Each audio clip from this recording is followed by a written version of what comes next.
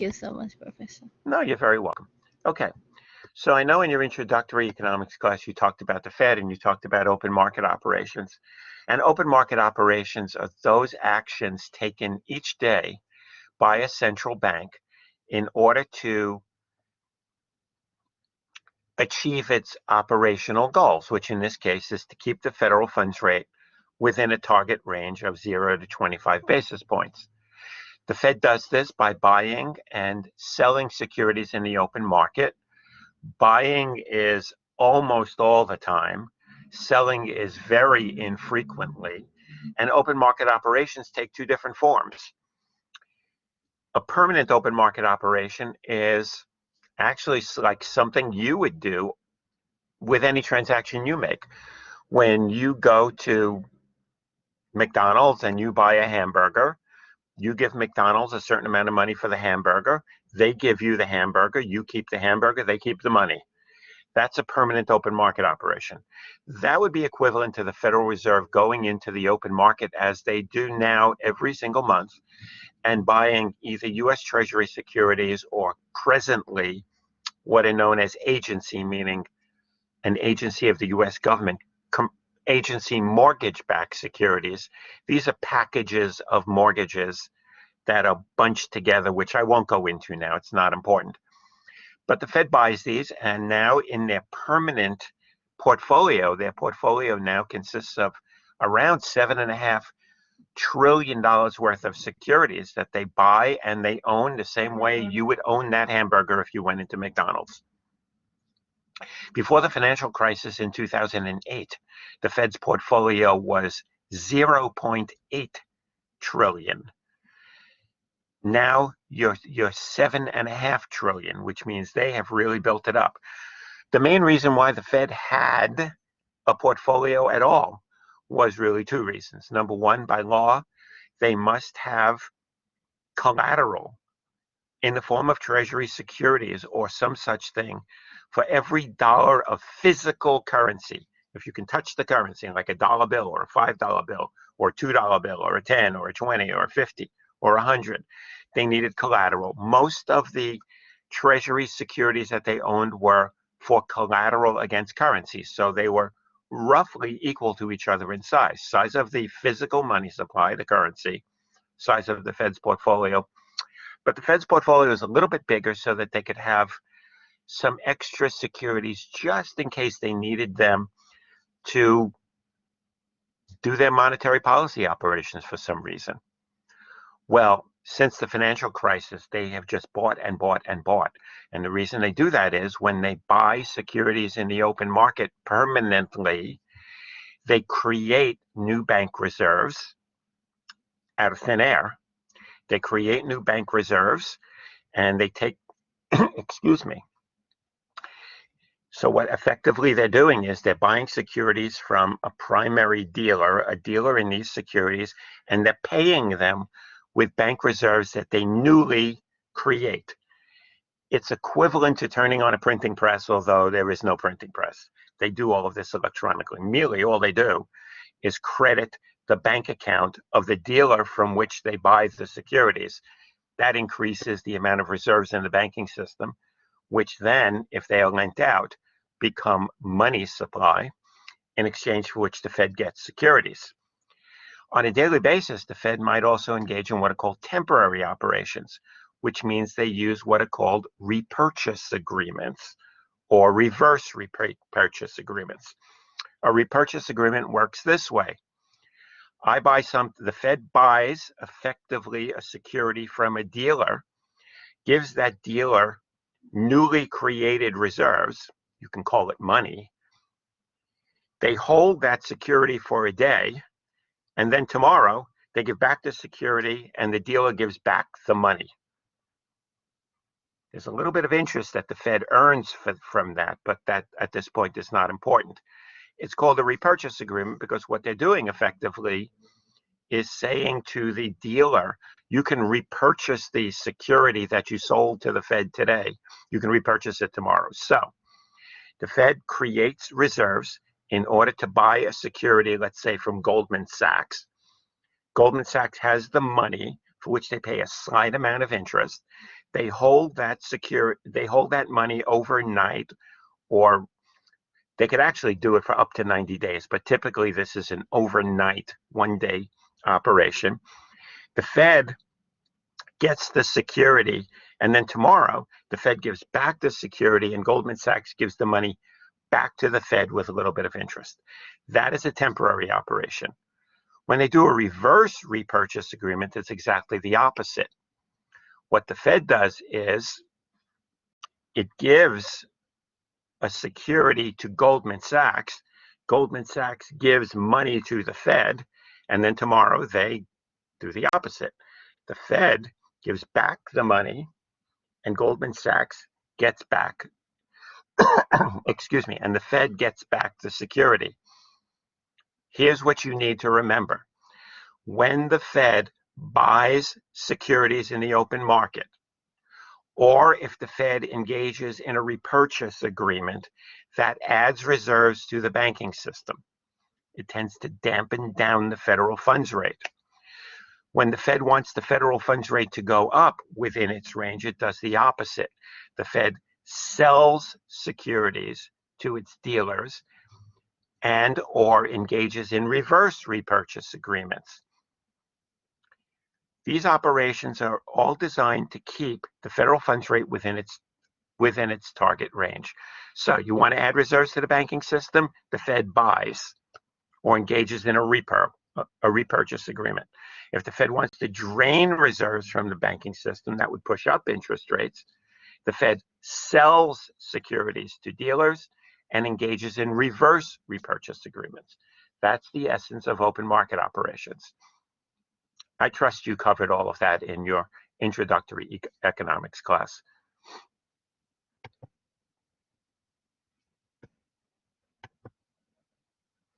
Okay, this is very important. There are different ways of thinking about the impacts of monetary policy and how it filters through the economy. In short order, just in the interest of time, we'll just look at two ways of thinking about it, the Keynesian way and the monetarist way. Here's the difference.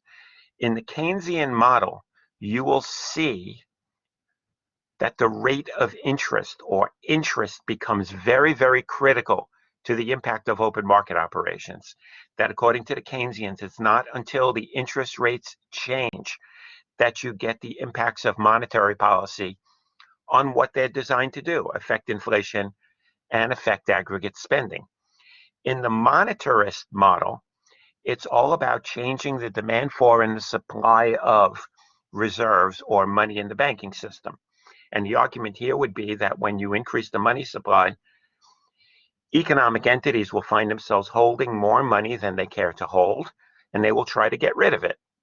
Either they will put it into the financial system, which would drive down interest rates, or they will spend it directly because they're holding more money than they care to hold. Transactions demand, both of which would move the economy forward, would make economic growth go forward. This is all pretty clear, I think. My students in the past have always found this clear. And just following through the different arrows that you see here, I think it's eminently logical. And by the way, it's very, very clear in your textbook. So I heartily recommend that you read that. Now, it used to be that the federal funds rate, the interest rate that we're talking about, that the Keynesians are looking to move initially, played a much more important role. And here's the reason. In the past, when the federal funds rate was higher, was several percentage points, maybe as high as 3, 4, 5, 6%, marginal adjustments in the federal funds rate target would have an impact on the economy. And the Fed could control that by using open market operations. So if the Fed wanted the federal funds rate to fall, they would buy securities in the open market or engage in big repurchase agreements to put downward pressure on interest rates. But now interest rates are like zero. And there's so much money that has flooded the markets. There's really nothing that the Fed could do on a daily basis that would really influence the federal funds rate terribly much. You know, this is all done on the 8th floor of the New York Fed here in Manhattan at 33 Liberty Street couple of blocks from where the World Trade Center used to stand. That's who implements monetary policy. And actually, when you take a tour of the New York Fed, you actually can go and look at the trading desk where they do all of this. It's actually a lot of fun. I think they still do that. I know they still go to the gold vault 5 stories below ground, but I think they will also take you up to the trading desk. At least when I was responsible for that at the New York Fed, we used to do that. Okay, so here's the point. The federal funds rate is still immensely important as a policy instrument, meaning it is the focus of where the Fed tries to implement monetary policy, is to keep it within a range. But the importance of it has been diminished because it has gotten so low and because there's so much liquidity in the system.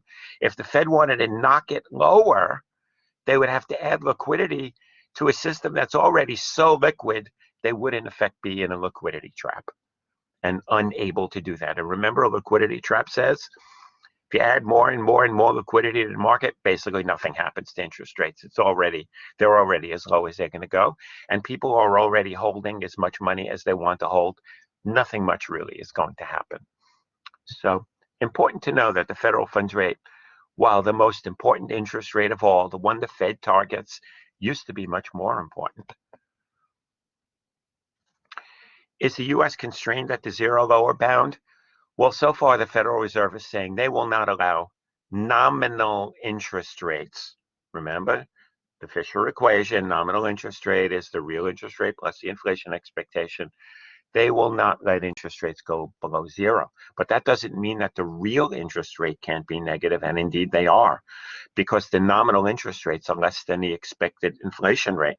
So real interest rates are negative, which means borrowing money now is exceptionally cheap, even though interest rates have gone up over the past couple of months or so. So the US has a zero lower bound. That is not true in Europe. Many, many, many countries in Europe especially have nominal interest rates that are below zero, which means in effect, you are paying the bank to hold your money for you rather than the bank paying you for the use of your liquidity. R-star is a concept that has always been around monetary theory, but gained a lot of publicity exactly 5 years ago. At that point, the president of the San Francisco Federal Reserve Bank, John Williams, who is now the president of the New York Fed here in New York, started to write about R-star. And what R-star represents is some level of interest rates that would neither stimulate the economy nor hold it back. In effect, it's like a neutral interest rate. If the Federal Reserve knew where R-star is and could get interest rates to that level, they would effectively be saying, we've got interest rates at a level where we become less relevant at the Fed. We're not stimulating the economy. We're not holding it back. The structural conditions of the economy are determining where it goes. Well, the work that Williams did in 2016, published by the San Francisco Fed, articles you could read if you want to, and I guarantee you in graduate school you would. He said, you know what's happened over time? R-star has actually come down. It's actually a lower rate of interest than before. And the reason is that the sustainable growth rate of the economy itself is lower than it was before. So if the sustainable growth rate of the economy is lower than it was before, if you raise interest rates to levels like they used to be in the past, that will not be neutral. That's going to slow up the growth rate of the economy. That interest rate will be too high. It won't be neutral. Excuse me, I do apologize. Just give me 1 second, please.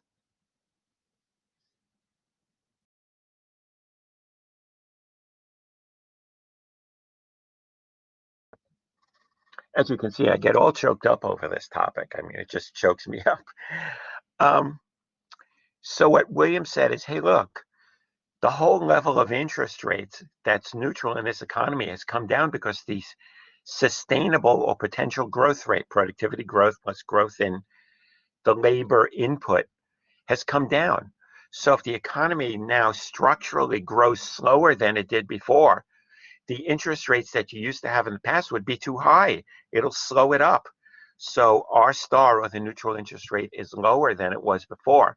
And so it's not surprising that the kinds of targets that the Fed sets, that the interest rates that are prevailing in the markets are lower than they were before, simply because the economy structurally can't grow as fast as it did a generation ago. Very important finding, very important research by a very important guy. Current monetary policy issues. This is a laundry list. I won't go through them now. You might find them interesting. The current policy issue now that's most important is weighing fiscal policy and its impact on the economy side by side with the most expansive monetary policy in history.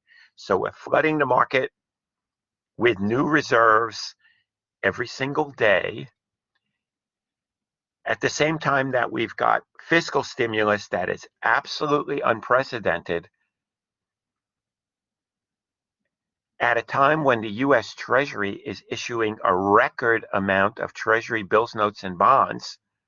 So here's the question. What does that mean for interest rates? What does that mean for inflation? What the Federal Reserve is betting is that it's not going to mean terribly much for inflation, that we may get some temporary uptick in inflation that has to do with some technical factors, that you're comparing, say, March of this year with March of last year, and March of last year we deflated. So it's going to look like whatever inflation we have this year is really a lot compared to that. Okay, that's part of it. We do have a temporary rise in oil prices, and what's perceived to be a temporary rise in commodity prices generally. Just think about this ship that's blocking the Suez Canal. 12% of all of world trade goes through the Suez Canal, and no ships can go through because there's a boat, a ship, a massive ship that's just totally blocking the canal because it's disabled and it's now on a sandbar. That's going to make the cost of things go up because stuff is stuck on ships that can't get through the canal. So you're going to get a drop in supply, which would raise prices. Effectively, what that's saying is, okay, discount that. That's all temporary. Until and unless you see the permanent factors that raise inflation come back, and the most permanent factor is wage growth, you don't have to worry much about all of this fiscal spending and all of these operations by the Fed to add reserves to the banking system and to keep interest rates near zero. You don't have to worry about them generating inflation. That's what the Fed is betting. And what they're betting on that is in the context of what's called a Phillips curve. Now, a Phillips curve, and this is the traditional Phillips curve, shows a relationship between the rate of inflation and the rate of unemployment. And what this is showing over time is that that Phillips curve has been moving inward. If you look at the bottom diagram, which says 1, 2, 3, 4, Phillips curve number 1 may have been what it looked like years ago. Phillips curve number 4 is where it is now. It has two implications. Not only has it moved inward, it has also flattened out. So what is that saying? Compared to what the Phillips curve used to look like before, the relationship between unemployment and the rate of inflation now is such that every unemployment rate is associated with a lower rate of inflation than it was before. Structurally, we just have less inflation than we did before. So pick any unemployment rate arbitrarily that you want. You could put your finger on it, and you will see that Phillips curve number 4 has a lower rate of inflation than Phillips curves number 3, 2, and 1. Okay. But the Phillips curve is also flattened out, which says in order to get that inflation rate to move higher, you need a much, much bigger drop in the unemployment rate than you did before. So what do we take away from this? There's an inverse relationship between inflation and unemployment. You would expect that highest rates of inflation would be associated with lowest rates of unemployment, and that's true. But over time, every unemployment rate is associated with a lower rate of inflation than it was before. The Phillips curve has moved inward, and it has flattened out. so that in order to get that unemployment rate, in order to get that inflation rate to go up, you need a much bigger drop in the unemployment rate than you did in the past. That's what the Fed is facing now. That's what the Fed has been arguing. It started with Jerome Powell's predecessor, Janet Yellen, who kept saying, I just don't see where the inflation is going to come from. Now, why don't you see the inflation rate moving up? And the argument is you're not going to see it go up until you see significant wage growth. But that's a bifurcation because wage growth has been present for people who have the highest paying occupations. I don't think we have to think about baseball players and actors and, Wall Street people. It was a great year to be working on Wall Street. The bonuses were great compared to people who have relatively lower paying in-person service jobs like a waiter or a home health aide. My son has a business where he brings home health aides into people's homes. That's what his business does. And while he pays more than the minimum wage, he doesn't pay much more than the minimum wage. So he's doing very well with his business. But that said, low-paying jobs are not showing wage growth. High-paying jobs are. That said, that's likely to continue as far as the eye can see. There's no sense, even if the minimum wage goes up, that you're going to see much wage inflation, especially for people in client-facing service jobs. Question makes me sad because of the high death rate. I didn't read the rest of that. I'm sorry. Could you just could you just say your question orally? Yeah, I can say it. I don't want to interrupt. I like it. Just me thinking about this makes me sad. But the high death rate during the pandemic, would it have any effect on the unemployment rate since the labor force would shrink? Yeah, it has in individual localities and for individual occupations. We have lost significant numbers of workers in certain occupations. Um, think of it this way: it's become very, very hard to hire people into things like to work in a nursing home. But there's more to it now, and this is debatable. So I have to tell you, there's a debate over this, and you can make your own judgment. There are many people, many business people, who are arguing that the very expansive increases in unemployment compensation, the number of weeks, the extra $300, the extra money being paid to individuals under $75,000, the extra money being paid to people who have children, $300 a month. People are basically looking at it and saying, I'd be better off to just collect the money and not work. And so the labor force participation rate is dampened, and there are businesses saying, I just can't find workers. Now, that might sound debatable, except that the monthly numbers in the job opportunities and labor turnover survey, JOLTS, JOLTS, which comes out every month, verifies this. There's a huge number of jobs that are unfilled, even while we're still getting over 700,000 people a week who are claiming unemployment insurance for the first time. Seems like that shouldn't be happening, but it is. So yes, the pandemic has had an effect, and it has dampened wages in some places, and in other places where there have been these significant shortages, it has actually caused wages to go up. But that's very often in the higher paying jobs. So you have this bifurcation within the economy. Okay, thank you. You're very welcome. Thank you for your question, Famia. We talk about what is called the modern Phillips curve, which is instead of a relationship between inflation and unemployment, this is a relationship that looks at inflation versus that gap between actual and potential GDP that we talked about before, which can be one way of forecasting where inflation is going. That's what this is saying. The V bar that you see there is a measure of the sensitivity of, excuse me, is the sensitivity of short-run output to inflation. Okay, so the more sensitive short-run output is to inflation, the more the inflation expectation would be higher. Well, that said, we look at this and we just move terms around, and it says that the change in inflation in time period t, meaning now, is going to be a function of the sensitivity of inflation to changes in output. What that does is it makes the Phillips curve, instead of having this negative slope, it makes it look like this.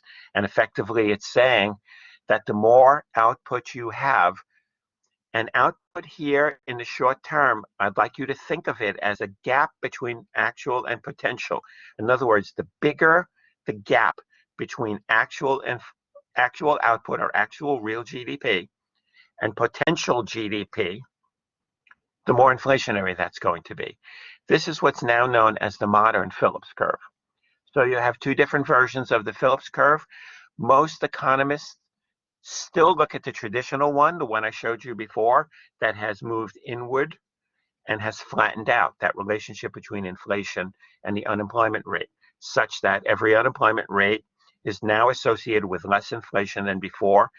That's saying structurally we just have less inflation than before because of competition, because of international trade, because more countries are producing more things, because we have digitized, because we are now much more efficient in the way we manufacture, because we could produce so much more output at zero marginal cost, like snapping a picture with your phone comes to you at zero marginal cost, because we recycle and we reuse things that's cheaper than mining stuff and bringing it to market.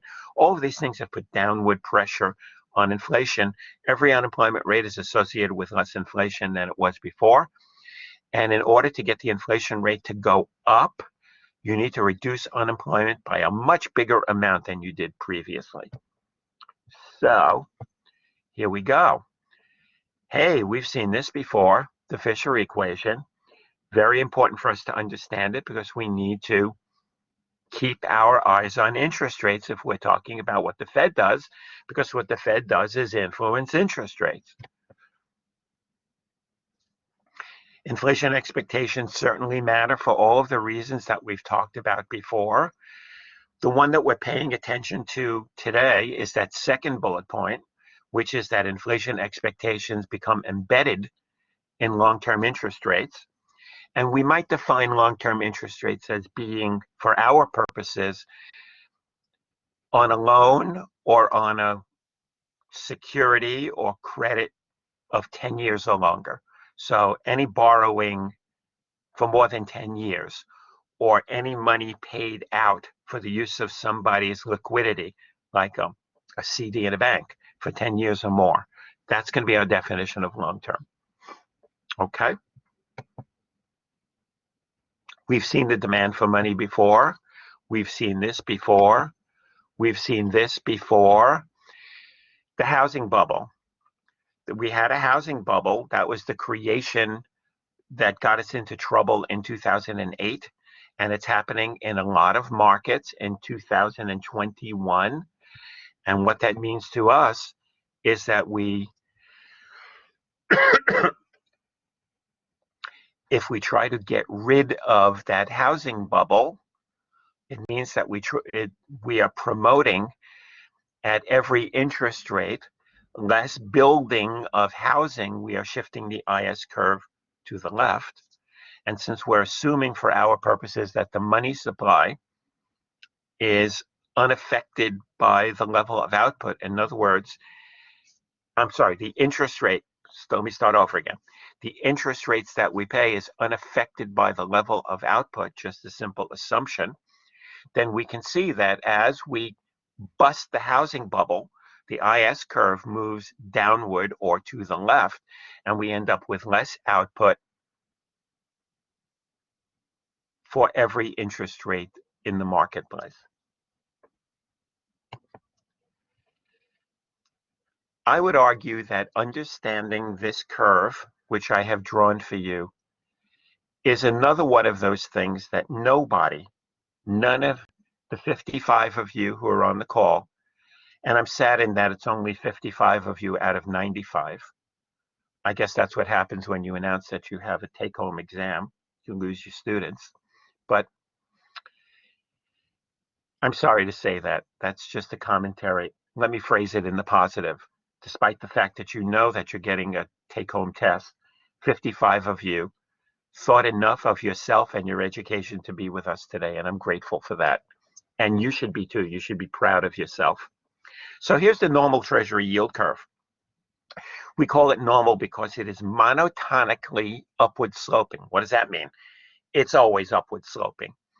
What you see is that it is a curve and that it doesn't have a constant slope. It could, but it doesn't. And what it says is that normally you would expect longer term borrowers to pay a higher interest rate than short-term borrowers. That the lowest interest rate should be on the short end of the yield curve. The highest interest rates normally are on the long end of the yield curve, like in this case out to 30 years, and that's normal. Here we are in March 2021, and we know that the Fed is anchoring the short end of the yield curve. How do we know that? They told us, and we can see it from their operations. They're trying to keep the federal funds rate between 0 and 25 basis points. And if short-term money can be acquired so cheaply for very short-term money, remember the federal funds rate is for very short-term interbank loans, when the Treasury issues its Treasury bills, it's not going to get terribly much. Those who buy it aren't going to get terribly much yield. Now, it doesn't necessarily mean that this yield curve is always upward sloping. Sometimes, and this happens from time to time, I won't say it's rare, you will get a portion of the yield curve maybe at 2 years or between 2 years and 7 years that will actually be downward sloping. So it's upward sloping, then it comes down and it's downward sloping, and then it comes up again. If those yields in that period, say between 2 and 7 years, are falling, it just means that the demand for those securities is growing faster than the supply of those securities. It drives up the price, it drives down the yield. We call that a negative yield curve, or a portion of the yield curve that's negative. And there is a correlation between periods when you get some negativity in the yield curve, where it actually slopes down for a while, and future recessions. Frequently, but certainly not always, when you get a negative portion in the yield curve, 12 to 18 months later, the economy tends to be in a recession. It's a correlation, it's not a causation. It doesn't happen all the time. But sometimes it does. That if you see an inversion of the yield curve and you see a negative portion, the economy a year to 18 months later has been in recession. That happens sometimes. It doesn't happen all the time. This is a normal yield curve. This is what we're looking at, excuse me, on this very date in 2021. What? I'm so sorry.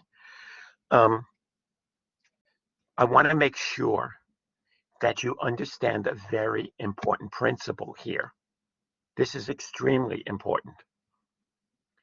If you look at the short end of the yield curve, I said the Fed is anchoring it. We know that the Fed is targeting it. It is key. Thank you. If I had some water, I would drink it. I actually had some coffee.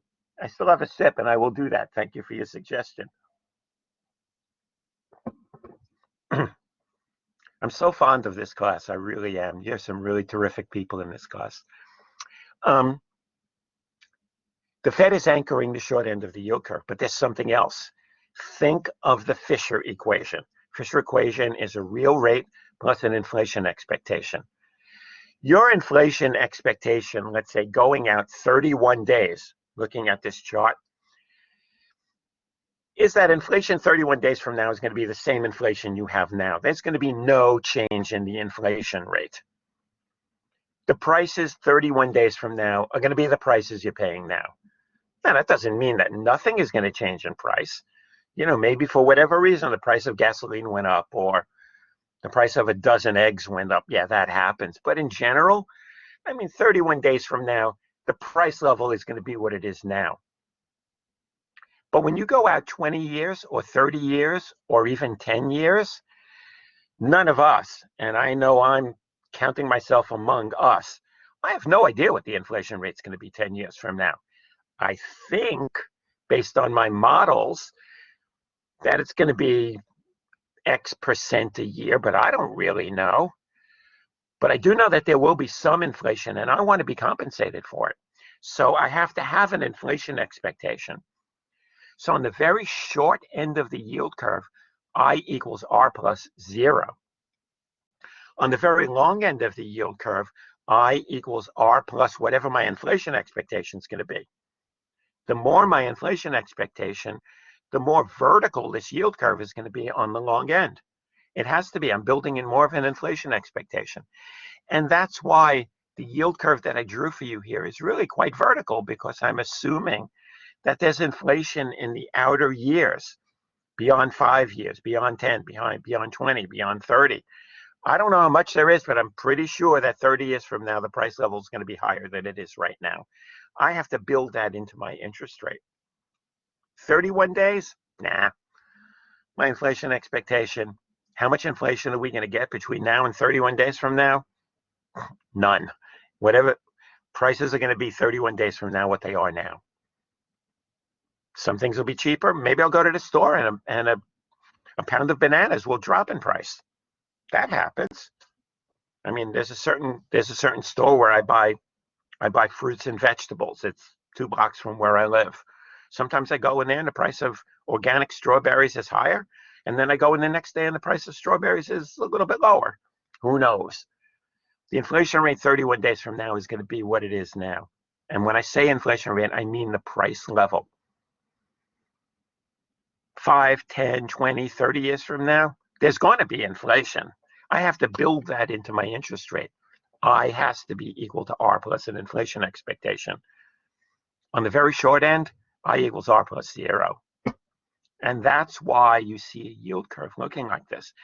And that's why long-term yields have moved up basically an entire percentage point over the last few weeks since the stimulus package. Because investors are saying, I need to be compensated for the fact that at some point we're going to be seeing higher inflation. I don't know how much higher, but we're going to be seeing some. I want to be compensated for it. Okay.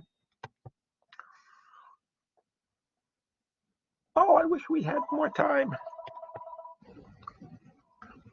This is very important. So if I looked at the interest rate 5 years out from now, financial theory says it's the expected value of the interest rates in each of the next 5 years. So look at what you see. E of IT, T plus 1, T plus 2, 3, 4, 5, that the interest rate 5 years out is the expected value of the interest rates over each of the next 5 years. If we were looking at a 10-year security, it would be the expected value of interest rates over each of the next 10 years. How you estimate that depends on how you manipulate that Fisher equation. Okay. I'm going to skip this until we, just in the interest of time.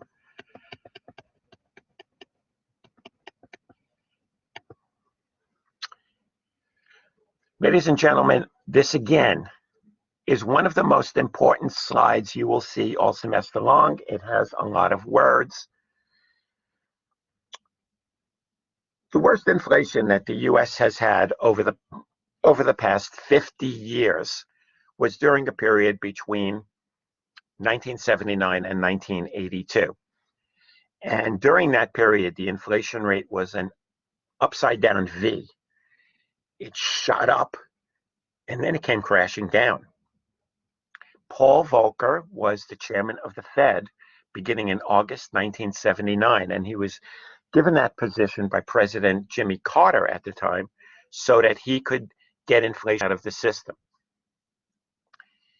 Here is the essence of Volcker's thinking.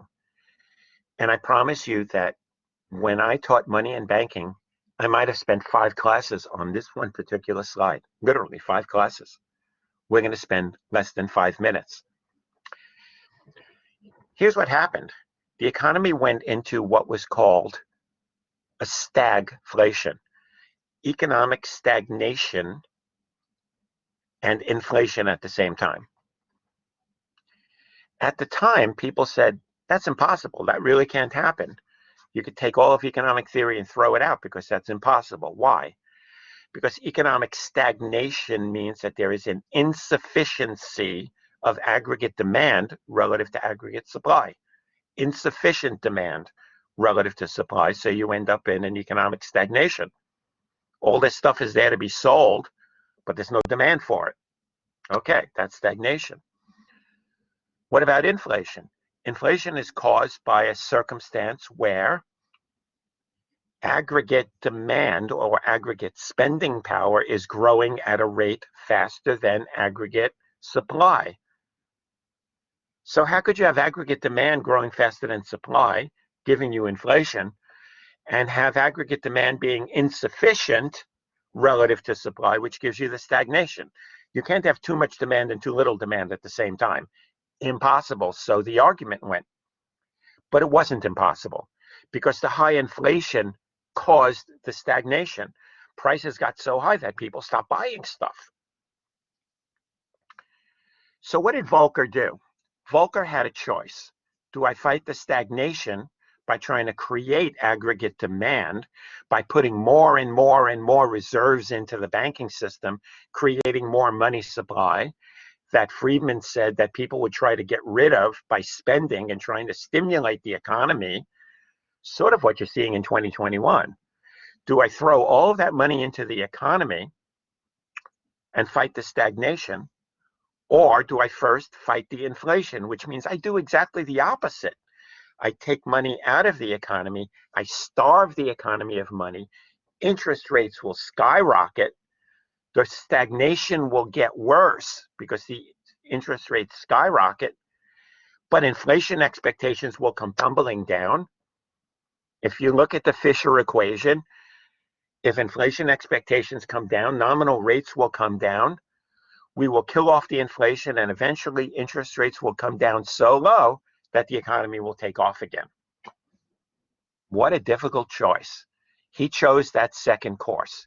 So what the Fed did was choke off the money supply. Short-term interest rates got above 21%. Not one, got above 21. Inflation expectations became crushed because there was basically no money supply growth at all. It was really hard to get money. And by the way, who's going to borrow money at 21% interest rates? The economy went into a deep recession. Aggregate demand fell. With aggregate demand falling relative to supply, the inflation rate came tumbling down. With the inflation rate tumbling down, the Fisher equation would tell you nominal interest rates are going to come tumbling down. I equals R plus inflation expectations. The interest rates came tumbling down. The inflation was beat off. With the lower interest rates, the economy started to grow again. We beat the inflation and we got the economy to grow through the 1980s. What we learned was the very important lesson that to choke off inflation, you must choke off growth in bank reserves, which would choke off growth in the money supply, which will kill inflation expectations, which will, according to the Fisher equation, drive down interest rates and enable the economy to grow again. This has been the basic philosophy all the way to 2021. And this is how we've been working. So that's essentially it. The next several slides just basically elaborate what I just told you. Again, if you have any questions about what Volcker did and why he did it, you really should ask. Okay. Yeah, I know it's 11:33. I'm going to keep going until 10 minutes to the hour, and then we'll talk about your exam.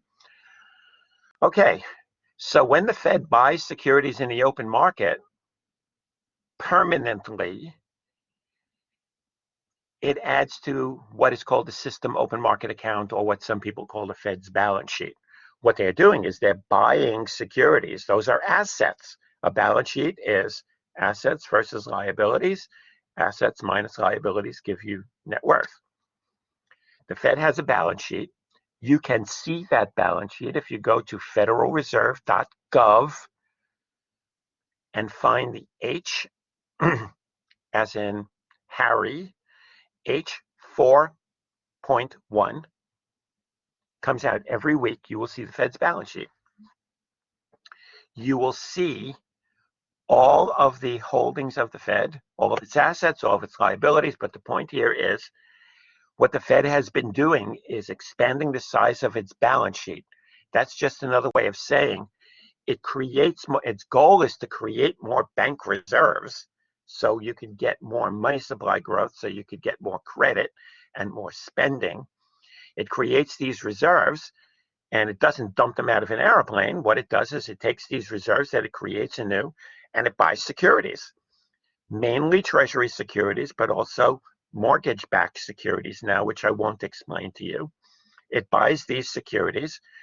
These are assets owned by the Fed, and it goes into its balance sheet.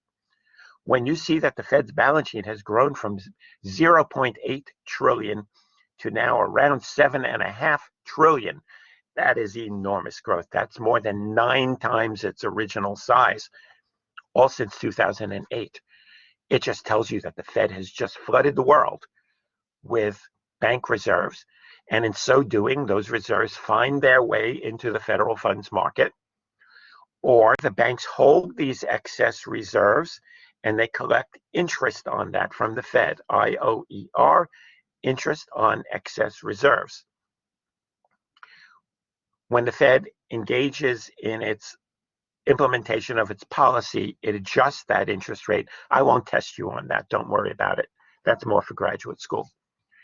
But what's important is that the Fed sees managing the size of its balance sheet as critical to its operations. The bigger that balance sheet gets, the more it is saying to you it is having an accommodative or an expansive monetary policy. Because for that balance sheet to get bigger, it has to buy more assets, Treasury bills, notes, and bonds, mortgage-backed securities. It buys these assets. The more these assets it buys, the more it has to create bank reserves, which are then lent out by banks in the credit markets. They get deposited, makes M1 and M2 grow. Okay. So this explains that to you. The Federal Reserve recognizes as well that it can influence markets by what it says. It has a communications policy. It has communications that are followed rigorously in terms of its statements and in terms of what the chairman of the Fed says at his press conferences following the 8 FOMC meetings, in terms of testimonies, in terms of any kind of public statement that is an official statement of the FOMC, the Board of Governors, or the chairman of the Fed. These are official statements. Now, oftentimes, the Federal Reserve Bank presidents say things, as do the various governors, other than the chairman and the vice chairman, Richard Clarida. They're entitled to their opinion. The president of the Minneapolis Fed, or the Philly Fed, or the Atlanta Fed, or the San Francisco Fed, they're entitled to their opinions. They can say what they want, and oftentimes their opinions can differ from that of Chairman Powell. That's okay. What the official positions are of the Fed are the official statements coming out after FOMC meetings, in testimonies before Congress. Like today, Jerome Powell is testifying before the Senate Banking Committee. Everything he says today is an official statement. So I used to be a media spokesperson for the New York Fed, and oftentimes I wrote speeches for the president of the New York Fed when he testified before House and Senate committees. And I want you to know that we look at things down to, do we put a comma there or a semicolon? And if you think I'm kidding, I am not. how we describe how the economy is doing. Do you say it's growing modestly? Do you say it's growing moderately? Do you say it is just growing? Do you say rapidly? Do you say very rapidly? Every single word has meaning, and investors and savers make decisions based on that language. So communication policy is very, very important. So this is what official statements talk about: the objectives of policy, the outlook, the balance of risks. Balance of risk says, do we feel right now that the bigger risk is inflation or slowing of economic growth? That's what we mean by balance of risk.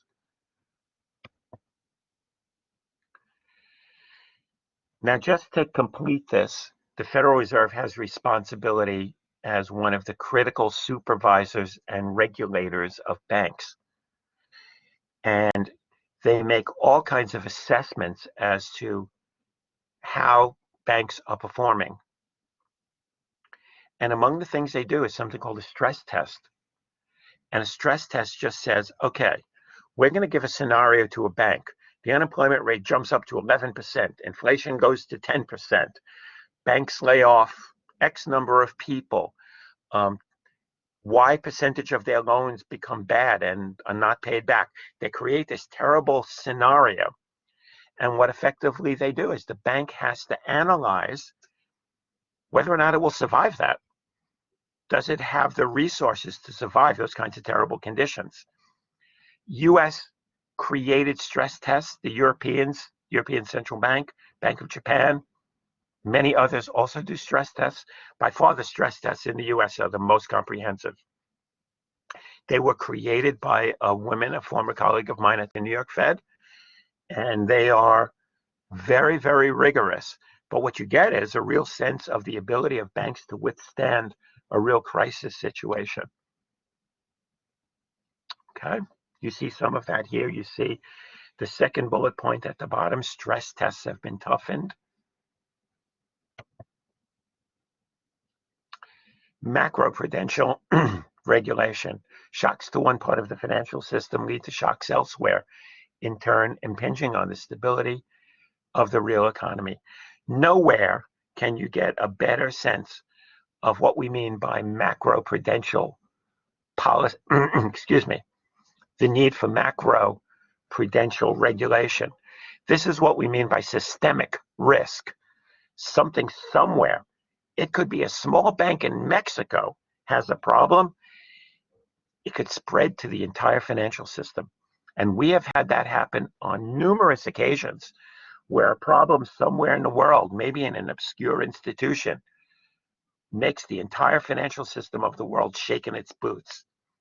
What macroprudential regulation does is look at the entire financial system and see the extent to which the problem I just described to you can be identified as being potentially there from some bank somewhere. We want to see whether or not there's some bank. It could be a US bank. It could be a small bank in Ohio or Kansas.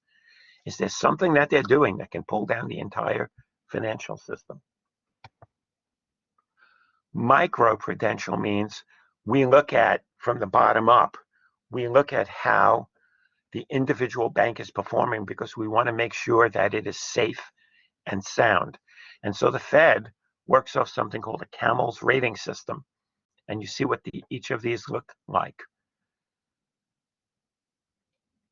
The different things that get looked at.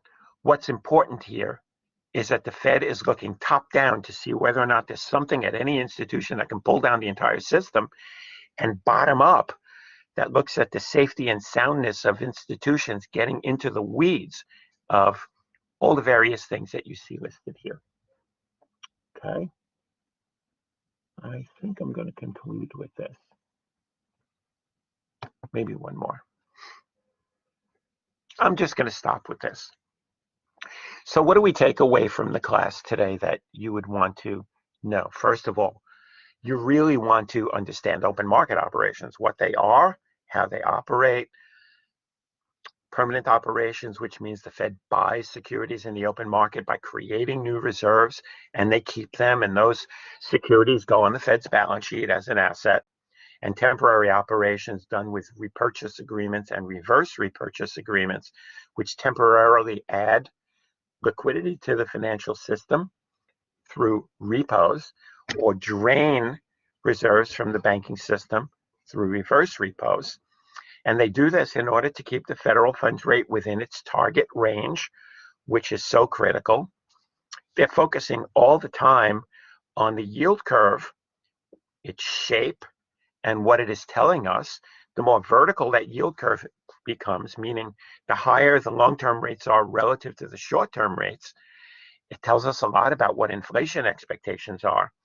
If that has become more vertical, it means that inflation expectations have kicked up, and we have to be aware of that.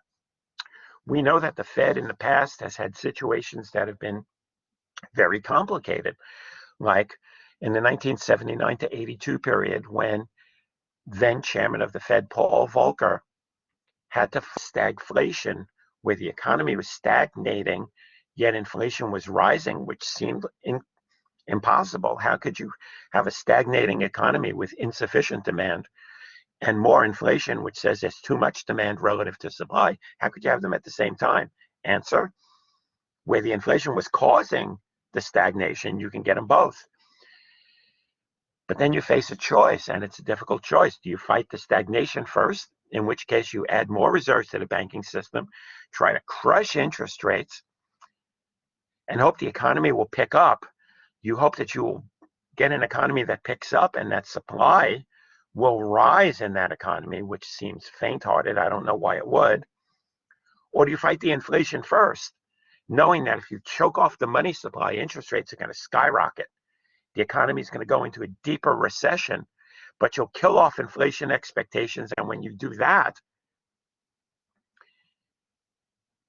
the Fisher equation tells you interest rates will come tumbling down, and then the economy will start to grow. And now you've got low inflation and a growing economy.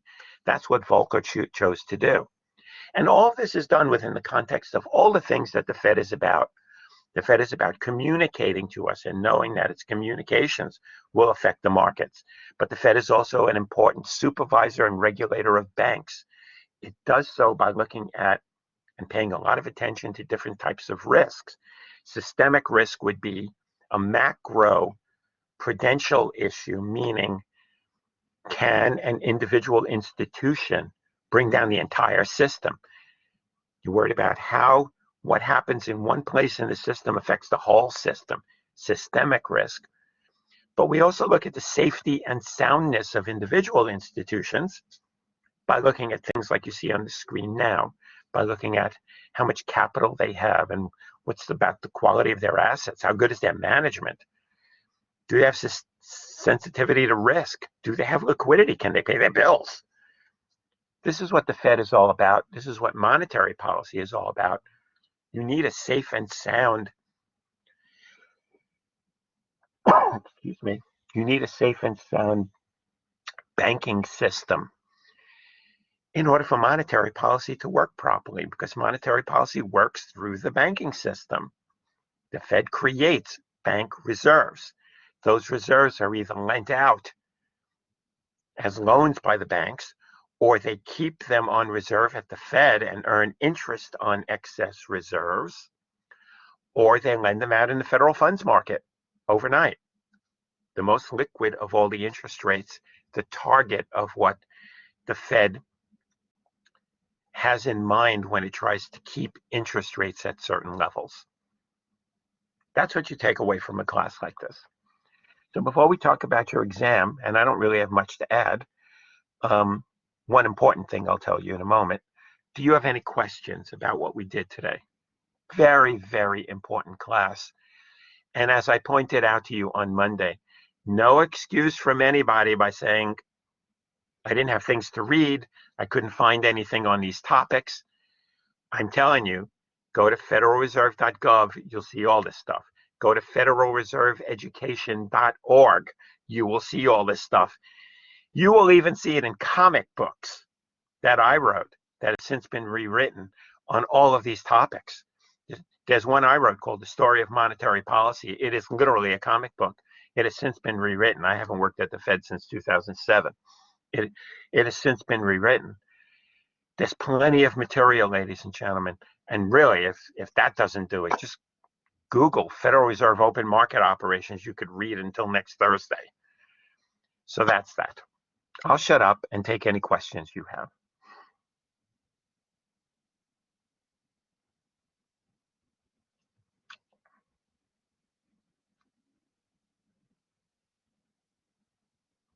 Okay, if you have no questions. So your exam, as you know, your exam will be made available to you, I guess that's the best way to say it, on April 7th. It will be a multiple choice test. I will ask you to submit your one-page grid, one-page grid, same ground rules as the first test, except I expect you to and I require to fulfill the terms under which I ask you to submit this. You will submit those answers to me, not on that Wednesday. You will submit them to me the following Sunday, and it'll be Sunday evening. I will give you an exact time. I'm leaning toward 10 p.m., but it'll be an exact time on Sunday. One page, one grid, one page, one grid, all answers in the grid. Don't make the grid bigger. Don't make it smaller. Don't send me back the questions. Email it to me at smallenphd@outlook.com as a Word document. And if you still are unsure how to do that, practice, practice, practice. You know, there's an old joke. How can I get to Madison Square Garden? Answer, practice playing basketball, practice playing hockey. Okay? Everything like the last time, yes. One very important thing for you to know. The syllabus says that the test will cover everything through aggregate demand and aggregate supply. It will not. The test will only go through what we did today on monetary policy. So from the beginning of the semester through monetary policy, not the beginning of the semester through aggregate demand and aggregate supply, which we will cover after the exam. Okay? Are there any questions? Is there any ambiguity? I hope I've been clear. Professor? Yes, sir. Is it going to be all multiple choice again? Yes. Thank Yes. Your final exam will not, but this will be all multiple choice. So, Professor, the exam is going to include the first exam also? Everything since the beginning of the semester. Okay. Thank you.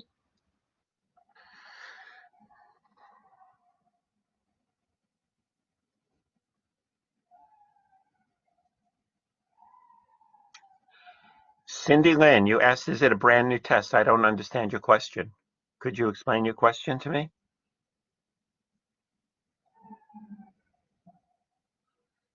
If you think you're going to get the same exam that students had last semester so that you could cheat, no. In that sense, it's a new exam. Every question will be a new question that I have already written. I've written about, well, I've already written 125 questions for your exam. I'll get it down to a much smaller number. I'll pick the ones I want to use.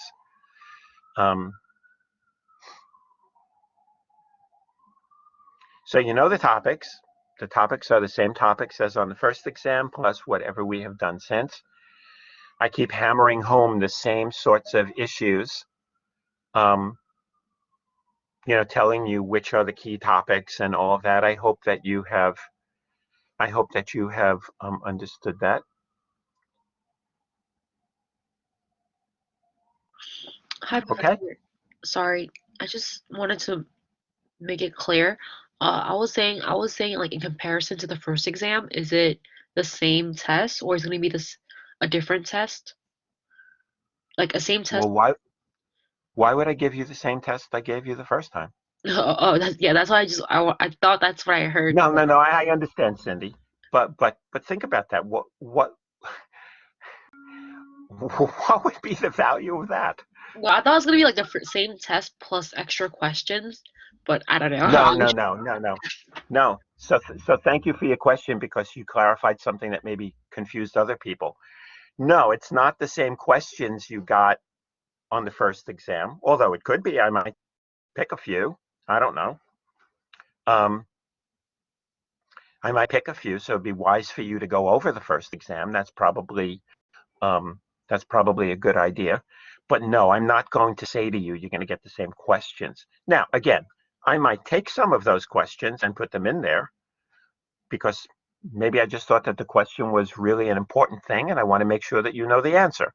That would be possible. Um, but no. And you're going to get a lot more questions, obviously, Cindy, that come from things we have done since that last exam. Just think how complicated the PowerPoint presentation that we just completed today is about. Look how much material is in there for you to learn. There's a lot for you to learn.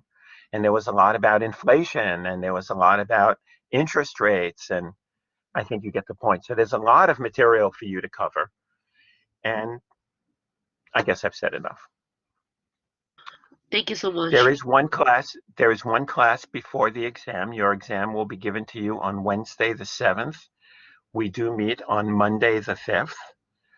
We will, at that point, start to introduce some of the concepts dealing with aggregate demand and aggregate supply. But I also invite you to ask any question about any material that we have covered so far on that day. So when the class starts on Monday, April 5th, you can say, hey, Steve, I started studying for the exam and I got stuck a little bit on the solo growth model. Could you just explain a little bit more about this particular concept? Of course I will. Okay. So if you have any questions from your studying when April 5th comes around, let's talk about those. And then I'll start to just introduce you to this whole concept of aggregate demand and aggregate supply. Okay? So April 5th, I will post on Blackboard the exam the following Sunday, or sooner, you could submit it sooner. The following Sunday, you will submit it to me the same way you were supposed to submit your first exams. There are good reasons why I'm being a stickler on this, and I apologize to you, okay? But I think it's really important. One page, one grid, all you need to do is put your answers onto the grid. Delete all of the questions. Save the document, which now has only one page. You could call it, New York Mets. Save that document. Go into your email. Attach the document called New York Mets and send it to me at smallonphd.com. That whole operation should not take you more than a minute. It's really easy. But I really and truly will hold you to it. Okay? No, it will not be rejected. I'm a Yankees fan and a Mets fan, and people say that's impossible, but my dad taught me a long time ago that if it says New York on the front, I root for it. So I root for the Jets and the Giants. I root for the Nets and the Knicks. I only root for the Islanders, but that's a long history. I've been an Islander fan my whole life. When I was 16 years old, I was drafted by the then Montreal Expos, which are now the Washington Nationals, and I still have my uniform. I played in the minor leagues for a short period of time, very short, and decided I really wanted to be a college student. So I've been a baseball fan and player my whole life. And if you're lucky, maybe someday I'll wear my excuse me, my Montreal Royals, because I was in the minor league, uniform shirt. I'll do that for you sometime. Okay. Hey, have a great week off. Those of you who are celebrating holidays, regardless of your, sorry again, regardless of your religion, those of you who are celebrating holidays, I hope it's wonderful for you and your family. And as I always tell you, just be sure to tell everybody that you love them. I'm very proud of you folks. You ask great questions. You participate in this class. It's not easy doing what you're doing, trying to learn remotely from a scatterbrain like I am. So hang in there, folks. And the end is coming soon. And I promise you, I am not a terribly hard grader. And I'm trying my best to try to maximize what I can do for your education, and pray that you study so that that education is maximized. Have great holidays and a great time off. If you don't celebrate religiously, have a great time off, and work hard, study. It's worthwhile. See you guys in a week and a half. Bye-bye. Thank you. So I have a question. Go ahead. Okay, Go so ahead.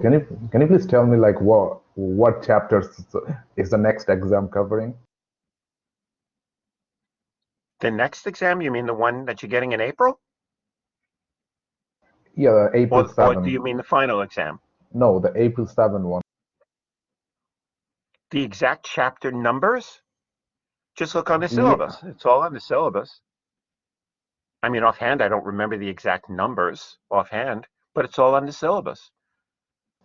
And Okay, as so I said, it's going to go through monetary policy, but the exact chapter numbers I don't remember. It is on the syllabus. So just take a look at the syllabus. it's cumulative, right? Yes, it's cumulative. I've said that many times, everything since the beginning of the term. Yep. Okay, thank you. Up until what we did today. Okay. Thanks for your question. I appreciate it.